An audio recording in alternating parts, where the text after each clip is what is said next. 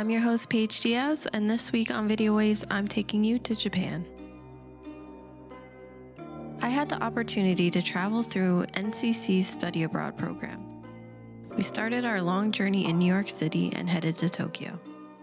While we are traveling to Japan, let me give you some quick facts about the land of the rising sun before we get there.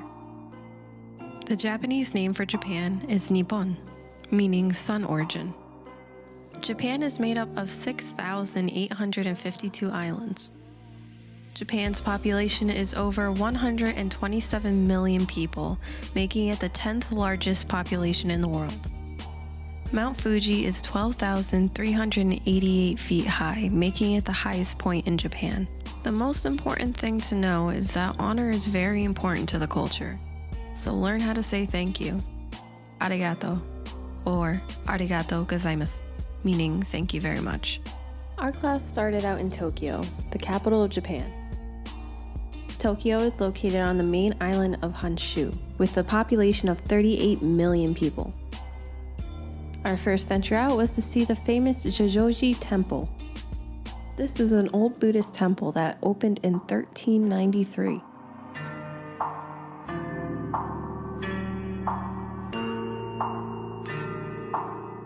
You're able to see Tokyo Tower behind the main temple.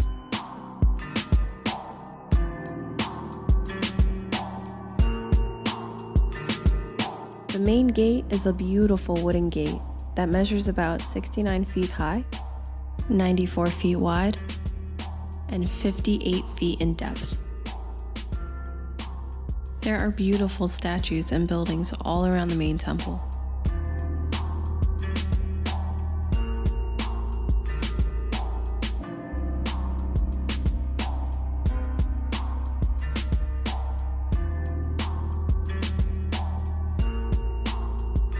Inside the main temple is a beautiful golden Buddha statue with a place to offer money and pray.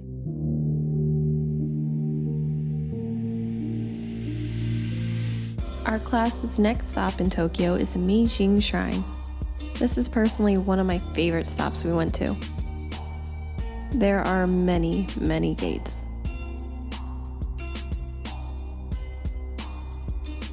Once entering the first gate, it feels like you step back through time. It takes about a 10-minute walk to the main complex of the shrine buildings.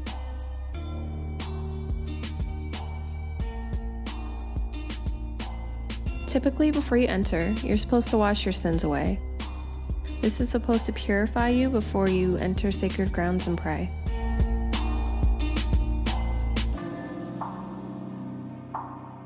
Approximately 100,000 trees that make up the Meiji Shrine's forest were planted during the shrine's construction and were donated from regions across the entire country. It truly feels like you step back in time.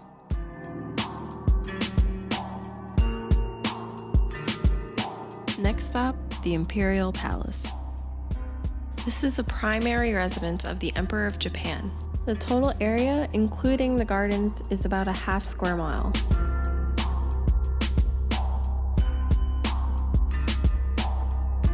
It was a beautiful place to see, and it felt like a time capsule in the middle of the city.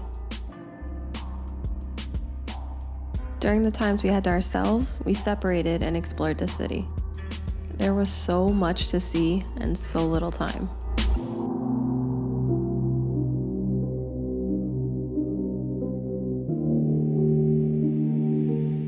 The city was crowded, but the people were polite.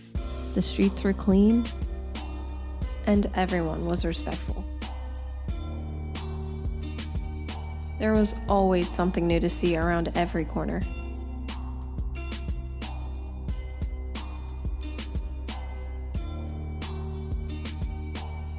After about 2.5 days in Tokyo, we ventured to Akashi via bullet train.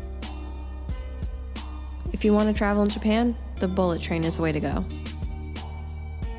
It can reach up to 200 miles an hour. What normally takes half a day to get to only takes 2 to 3 hours on the bullet train.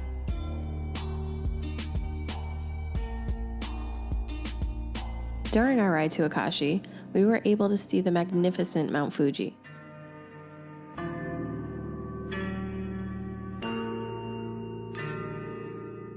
Our visit to Akashi definitely had a change of pace. Although it's still considered a city, it is a lot smaller than a city of Tokyo. It was very relaxing and felt like a more authentic experience. We visited Akashi Castle, originally built in 1619, which is surrounded by a moat and a beautiful park. While staying in Akashi, we took a day trip to Kyoto. We visited the famous Fushimi Inari Tashi, otherwise known as the Thousand Gates Shrine. The gates lead up to the top of the mountain and takes approximately 2 hours to get through. However, you are able to see a lot of things through the trails, like statues, shrines, and side trails. In fact, the earliest structures were built in year 711.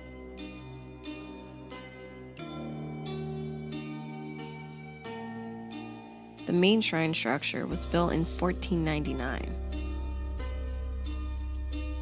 Exploring this place will take you all day, but it is worth every step.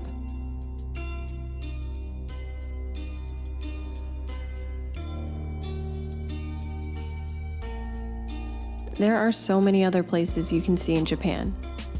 Unfortunately, I cannot see them all. Japan is an experience everyone should have. It is a place that is advanced in technology, yet does not forget their roots and traditions.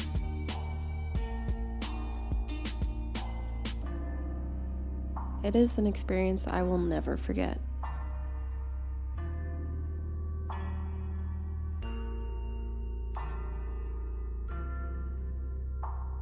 And a place I'll be trying to go back to again.